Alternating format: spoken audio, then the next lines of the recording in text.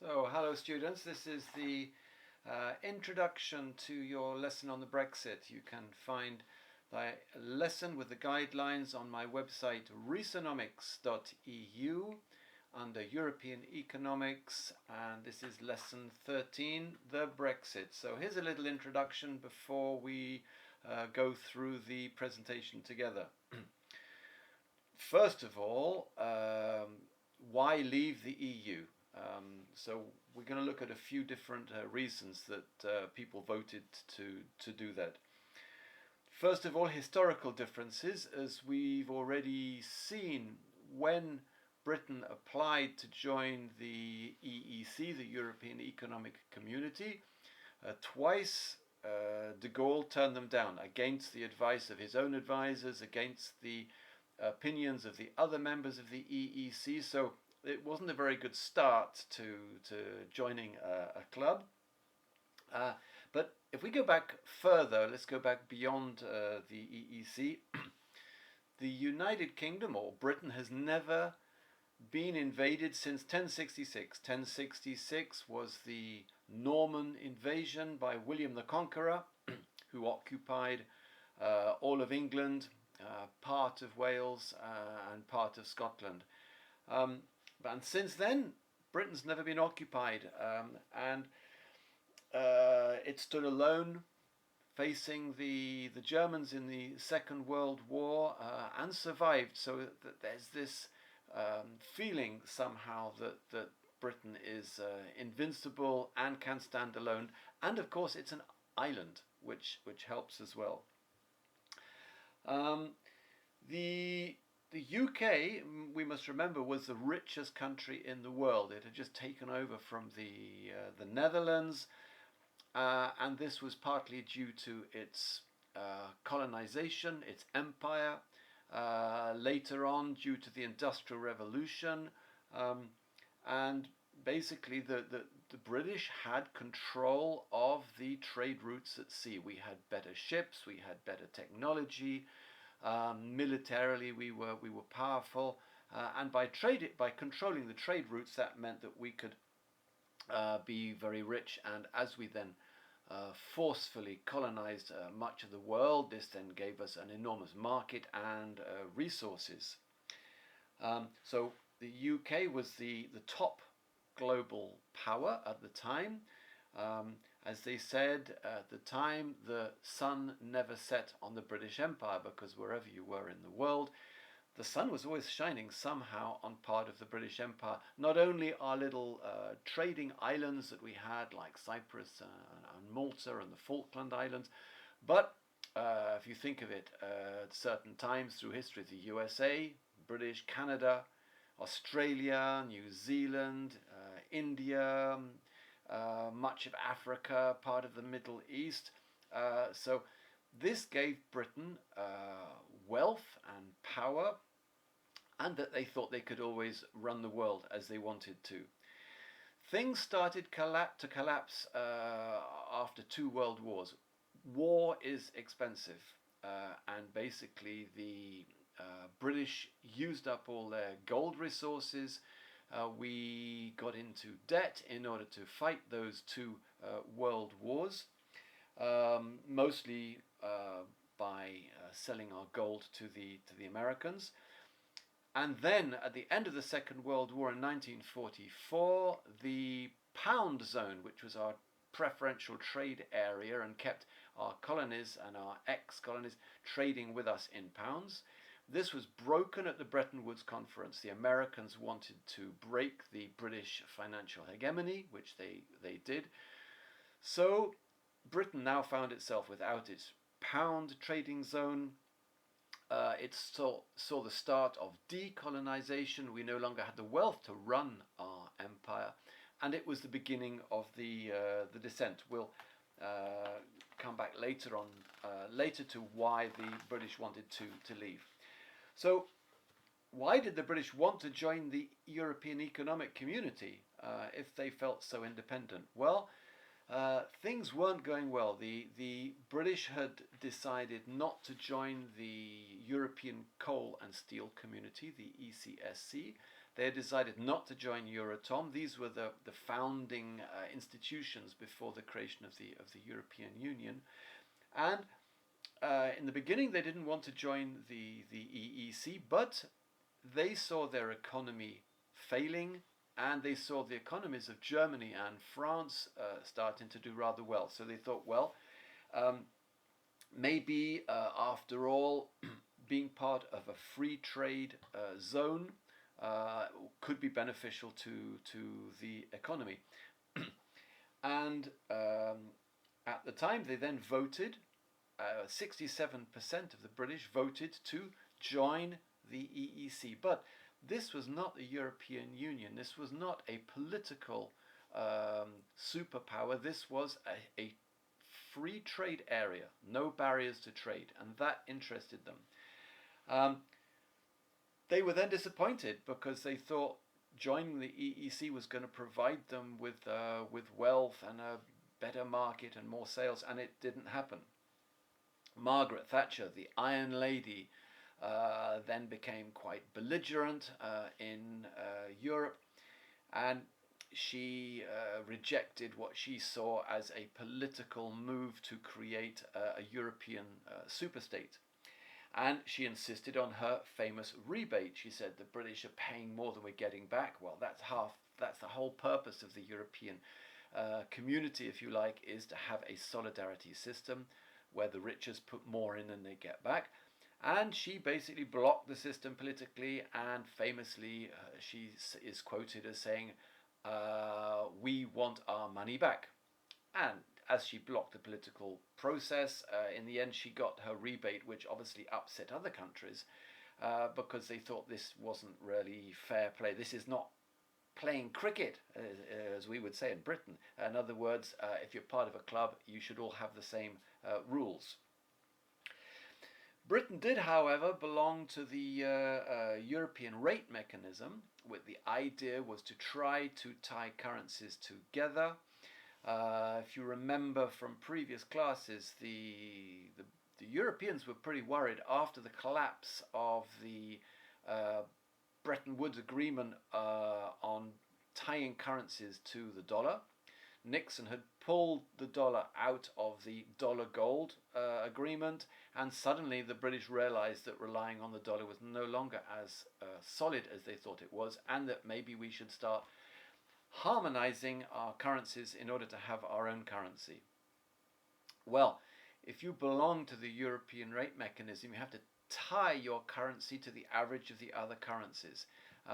And you can do that by increasing the value of your currency, by increasing the interest rate, or devaluing your currency by reducing the interest rate to keep in line with the other currencies. There was then the currency attack, which we looked at by George Soros, and the British bank desperately was trying to buy pounds, and Soros and the other speculators, the currency speculators, were selling pounds, and the Bank of England ran out of foreign currency reserves, so we fell out of the EMU. So the British weren't very happy with what they saw in Europe. The EU laws then also allow, as the EEC became the EU, which became a political institution, allows for the free movement of European citizens. Now, in 2004, there was a big expansion of the European Union, 10 new members joining at the same time, and countries had a choice to block immigration from those countries for 2 years, which most countries did, but not Britain and Ireland. And the British estimates of how many Eastern Europeans from the Czech Republic, from Poland, from Hungary, how many of those would come to Britain, they badly underestimated. Now, perhaps these governments, the Irish and the British, wanted to allow more immigration to come in because it keeps labour costs down.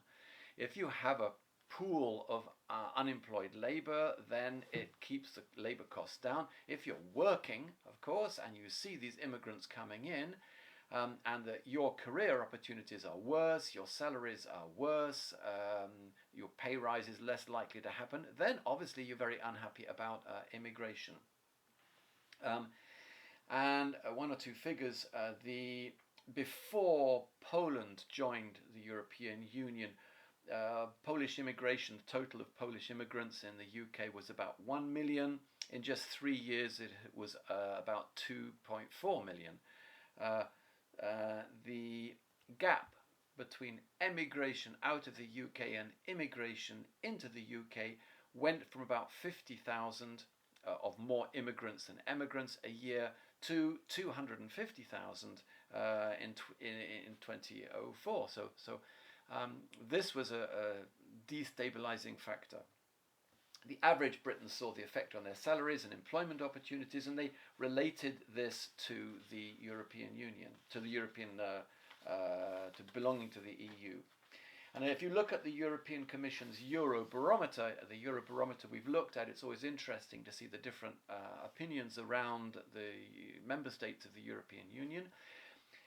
It shows that in 2015, before the Brexit vote, over 50% of Brits thought that the worst was yet to come in the European Union, and were consistently more negative about Europe than the average European.